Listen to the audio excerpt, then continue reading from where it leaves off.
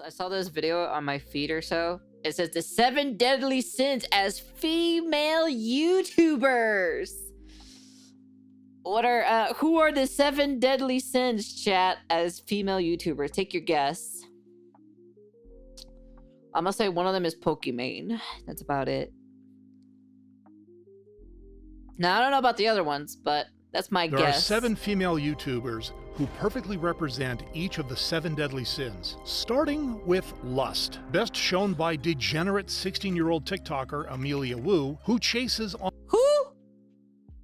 online clout by dancing and posing in lusty clothing. With more followers now than the population of Switzerland, Amelia started out in 2022 with makeup tutorials and lip syncs. But over time, as her desire for fame grew, her content started taking a turn for the worse. What drew even more attention, however, was that some of these perverted TikToks featured her Oh, wait, is she the one with, like, she does weird shit with her brother or something like that? Wait, is this the same girl that we did? Oh, dude. 25-year-old brother, leading to disgust from the community. Yep, it's that same exact one, bro. Literally that way, incest, bro. That incest is wincest or so. That shit is happening over there. Including popular commentator Miss YY. This 16-year-old girl is showing off her cleavage online, her stomach, her posing in very promiscuous positions. It's just so weird, dude. 16-year-old doing that? Ew, dude. She's such a baby. She's a baby, bro. Also, too much makeup too, as well. On top of that, as well. Not my type of thing. So, hey, Cookie, how you been? Okay, Sweet Home Alabama. Pretty much is what they're doing so far. So. Now, despite this, Thomas keeps encouraging Amelia, causing the internet to voice its concern. Her relationship with her brother has always rubbed me the wrong way, too. If it's not borderline incestuous, it's exploitative at the very least, raising concerns about his influence on the teenager. This is not how a happy and healthy 16-year-old girl behaves, right? Don't be fooled by the smiles and the dance moves and the quirkiness and the trendiness online. Look deeper than that. But the criticism hasn't held Amelia back, as she continues pumping out depraved TikToks with her brother. Their lust for online fame, however, pales in comparison to the gluttony of Asian delegation, control your youth. But I bet you, we don't claim her. But you want to know something? She's probably like, well, I don't know. I'm just assuming she's American. So, you know, she's probably Asian American, and she's probably living on that good life from daddy's and mommy's money. And yeah, so it kind of feels like, you know, she's like, you know, she got that good life, you know. of Ashley Barnes, a 17-year-old TikToker who's reckless and oh my god, I didn't upload the video for this one, but we talked about this girl. She's the Diddy of TikTok. She's the diddler. obsessive sexual acts were brutally exposed by a fellow influencer. More of those things, more shots, 2 things of sex, like handcuffs, and then she has pheromone spray. That's what she kept. Turn off the lights, pheromone fragrant mist? Pheromone fragrant mist? Huh? Brain all day. Before her depraved actions became public knowledge, Ashley looked like just another teenage influencer sharing life advice with her 2.5 million followers. But this image would fall. Wait, hold up a second. Let me hear that again. Influencer sharing life advice with her 2.5 million followers. Sharing life advice. What are you, fucking 60 years old or something? Huh? What kind of life-sharing advice are you gonna give? That's my question to ask. If I'm gonna ask someone a question for like life-sharing experiences, I'd rather go to someone who's like, you know, who's pretty old or so that would bring down wisdom. Life advice at 17. Yeah, bro. It's like, what the fuck? You barely even started life. But this image would fall apart in July of 2025 when a few of her former friends came forward with a disturbing story about her while she was making content in LA. We were the closest people to Ashley, her ex-girlfriend and her best friend, and we cannot believe she would do this stuff to her friends. However, the most detailed account of Ashley's twisted indulgences came from Brad Mason, who explained how she forced him and other underage TikTokers toward sexual acts during their stay at a hotel. Jesus fucking Christ. Yeah, that's the one. Yep. That's the crazy one. And she like starts like spraying pheromone spray. If you guys don't know what that is, it kind of like releases hormones in a way. But the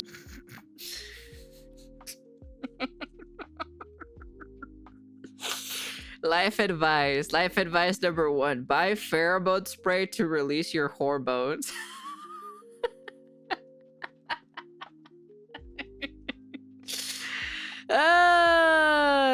Yeah, she does got the crazy eyes, to be honest. Oh my lord.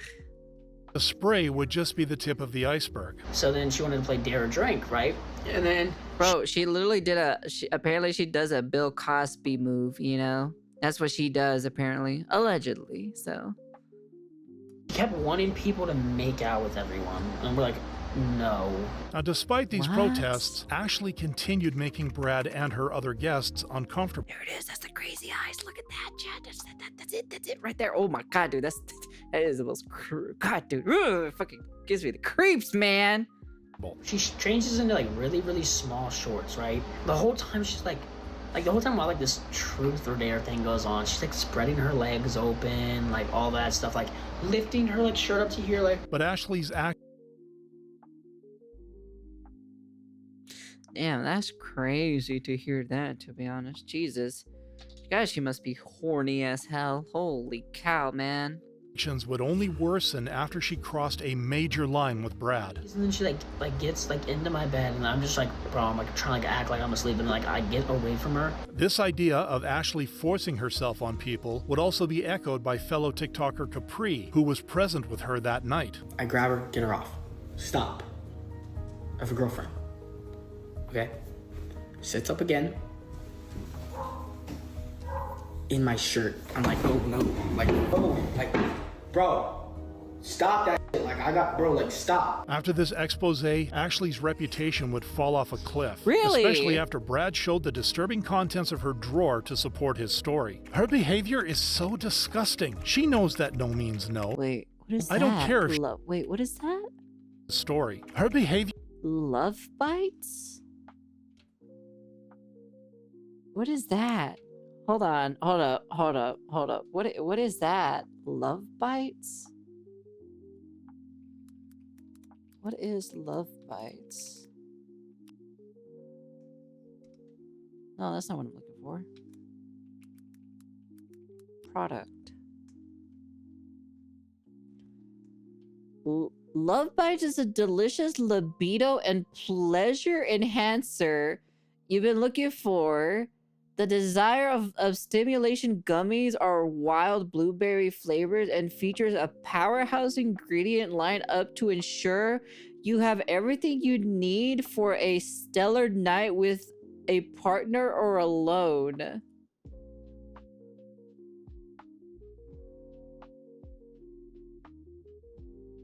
Right.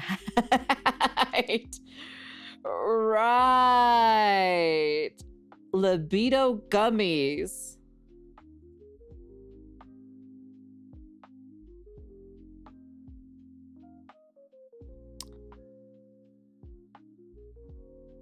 Hey man, you want to know something? Mr. Libido Man doesn't even need any of this shit. He's all natural. Mr. Libido Man doesn't need no cheap products or anything like that. That man is all natural. What the fuck he's suffering through. Behavior is so disgusting. She knows that no means no. I don't care if she's 17, she knows better. This backlash forced Ashley to try and save face by blaming her addiction issues before quietly slipping into the shadows. While her sexual deviance traumatized the people around her, it didn't create the kind of national outcry caused by the greed of Heather Morgan, aka Razzle Khan, who's Who? So far, all of these have been TikTok people. I bet Bao don't need those. Oh yeah, Bao definitely doesn't need any of that shit, to be honest. thirst for stealing Bitcoin with her husband even made it to the news. Breaking overnight, nearly 100,000 Bitcoins have been stolen from exchange platform Bitfinex. Unsurprisingly, an amount as large as $70 million back. They stole 70 million? Oh my god, that is an absurd amount of money.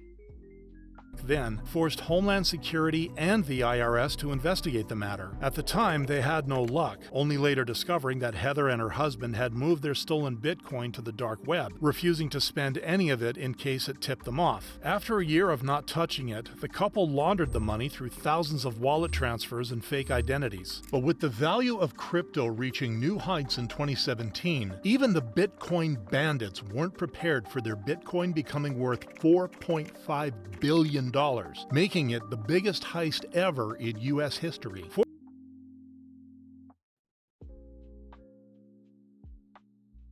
Whoa. Oh my god, dude. Let me guess. Let me get this straight. They're a TikToker. How did they get caught?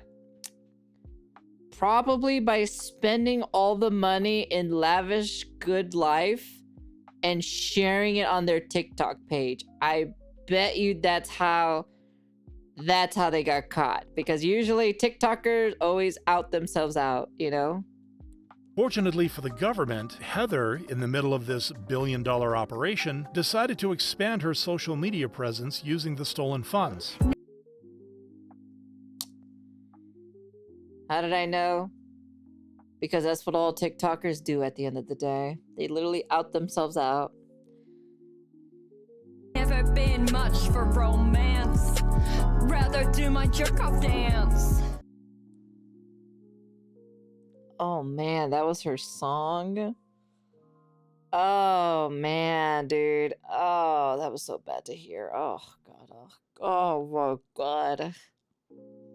In the end, though, it wasn't the terrible music that led to their downfall, but a single online purchase that the FBI traced to their Bitcoin accounts and home address in 2022. After getting arrested, Heather would be hit with an 18-month prison sentence, temporarily pausing her social media dreams. This was still a relatively soft punishment compared to her husband's, who faced 5 years of jail time since he masterminded the crypto hack. But while Heather's fortune was undone by her greed, some YouTubers don't even want to make an effort. Like Nadia, the self-proclaimed...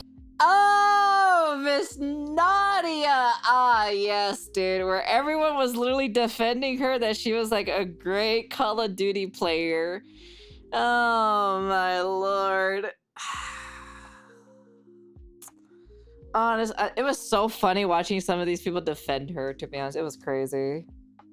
Claimed best Warzone player, whose sin of sloth led her to hit rock bottom after she got exposed for cheating her way to the top while pretending it was all skill. I'm better. No, but I'm better. Before And there are a lot of people in the Call of Duty scene that do that as well to make it to the top, you know? Until one day they'll get caught as well, you know? crashing out, Nadia was one of the fastest growing streamers, building a loyal fan base through achievements that felt too good to be true. This level of... You see that? No recoil whatsoever on the gun. That's how you can tell automatically. Now, I'm not saying, like, you know, can you control recoil? Of course you can. But this person's playing on controller, okay? Let me remind you that this person is playing on controller, okay? of success would come at a cost, as viewers soon began suspecting of her using hacks and aimbots in one of her streams. But when she was confronted about taking the easy way out, her response just intensified her guilt. I feel like there's just like no information though. Like, it cut the clip really short. Not only was the reply unconvincing, but fans noticed that her body language was also giving her away, as she looked fidgety and nervous. Even worse, when she was accused of buying Twitch followers by COD detective Call of Shame, her reaction didn't help matters either. So all you little boys with a fragile masculinity that can't accept a woman is just better, it's time to face the reality. But it would be Nadia facing the reality, as after she doxed a viewer, all of her audience turned against her. Tagging I remember that too. She doxed an audience. Yeah. Organizing I your remember audience that. is rarely good She's for part of long-term the AIM community. Shut up. interaction. These comments unfortunately didn't save the situation, as Nadia now dabbles in degenerate content to stay relevant. Contrasting sharply with TikToker Ella Catherine, who actually tried to do a normal job, only for her wrath to destroy her reputation when she couldn't hold her anger against a family she had recently worked with. The host dad doesn't speak English. Oh my god. But before she crashed out in front of her 95,000 followers, Ella was a regular TikTok girl vlogging her life. This adventurous spirit led her to accept a babysitting job with a family in Milan, where she was meant to work for 3 months. Despite her high hopes, the trip would be far from an Italian dream, taking a nightmarish turn within 4 days. I'm sneaking out of my host family's house. After quietly leaving the house, Ella made her way to the airport, visibly distressed. Oh my gosh, I'm literally shaking. That was the scariest thing ever. I couldn't figure out how to get past the gate, but I got it. And carrying all these bags, it's kind of scary. I just hope the train comes soon. But while her anxiety in the moment was clear, her reason for running away in the middle of the night remained a mystery, until she sat down to explain a few days later. The host dad spoke no English at all. He spoke as much English as I speak Italian, which is none. But instead of getting sympathy, the internet rightfully called her out. First red flag, becoming an au pair for a foreign family and not learning the language. Besides the language barrier though, Ella was also bothered by the host mom frequently yelling at her for slacking off. She raises her voice again and starts telling me that I need to be reading to the host child, I need to be teaching him English, interacting with him, and again paying attention. As a result, What the hell? I guess, isn't that your job? It's supposed to, if she hired you to teach their son to speak English or whatnot, or teach them English or interaction or anything like that, you know, you should be doing the job. I'm just saying. the cultural exchange babysitter would quickly lose all patience with the family. I just needed to get out of the house. I felt super trapped. But once again, the community would rightly ridicule her feeling of entitlement. She thought she was going on a vacation, fall in love with a mafia boss, and lose herself in the city. So after her unjustified wrath against the host family, Ella has now left a bad taste in her fans' mouths, which is something that the 13 million followers of Nevada, TikTok's queen... Nevada? Huh? What kind of name is that? Yeah, people's first to hop on the socialism train, probably. Queen of Envy can relate to after she started doing shocking things to achieve her dream body. Before this day, I didn't eat like nine days. This envy for a better body and lifestyle started all the way back when Nevada was an aspiring content. You're only supposed to do it for a week, not for 9 days.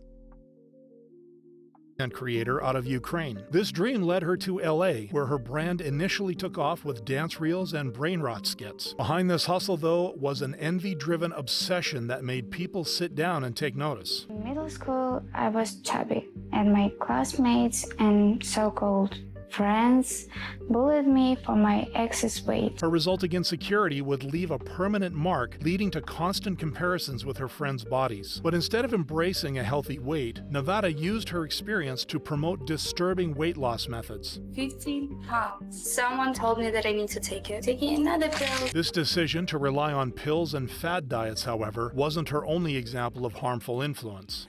Cheers. I'm obsessed with Red Bull, and I don't understand why. For me, it's like addiction. Every morning I drink Red Bull. Unsurprising. Every morning you drink a Red Bull? That is definitely not healthy for you to be waking up in the morning and popping a freaking Red Bull. first thing getting out of bed.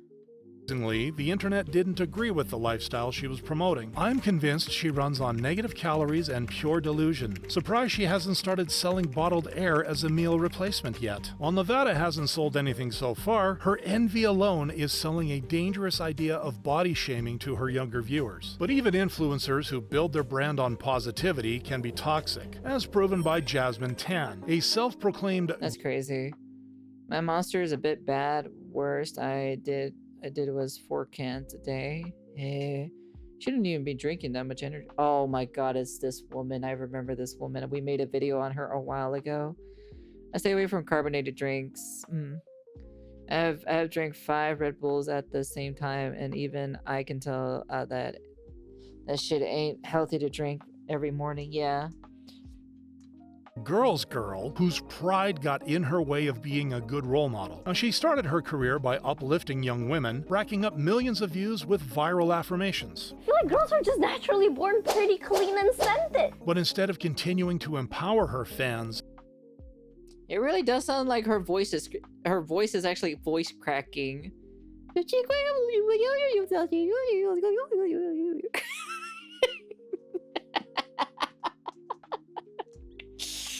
really does sound like her voice is like actual legit voice cracking right there. Uplifting young women, racking up millions of views with viral affirmations. I feel like girls are just naturally born pretty, clean, and scented. But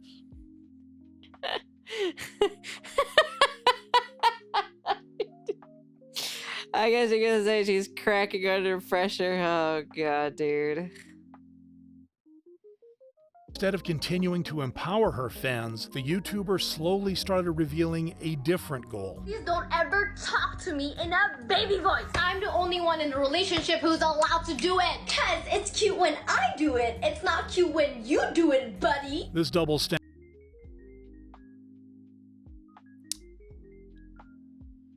Right, I remember now. I was wondering what was the cause of this thing. I was like, oh, yeah.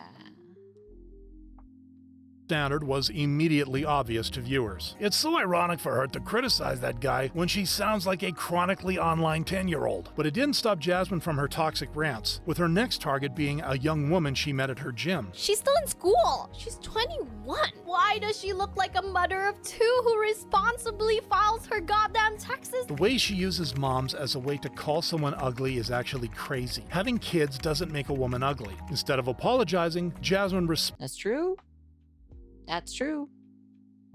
Responded to the criticism in her own problematic way. But this has only accelerated her decline, with her views taking a big hit in recent months, making Jasmine yet another female content creator whose sin ruined her career. There are 7 Damn, that's crazy though. female YouTubers. That's crazy. So the one that we know was Nadia, the first girl, the second girl. I knew about this girl. So 1, 2, 3, 4, 5. 5 out of 7. So I knew 5 of the girls out of 7. So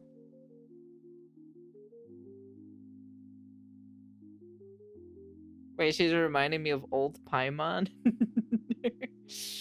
That's crazy. So I didn't know I didn't know these two. These two down here, I don't know any of them, but I knew these ones. I know these ones 100%.